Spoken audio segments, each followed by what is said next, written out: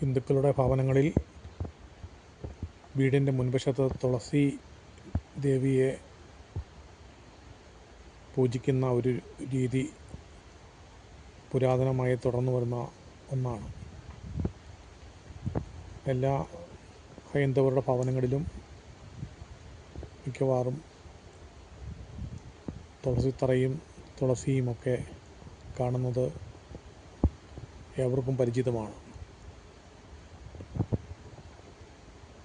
എൻ്റെ വീടിൻ്റെ ദർശനം പടിഞ്ഞാറോട്ടായതുകൊണ്ട് കന്നി, തുലാം, വൃശ്ചികം രാശിയിലാണ് തുളസിത്തറ നിർത്തേണ്ടത്.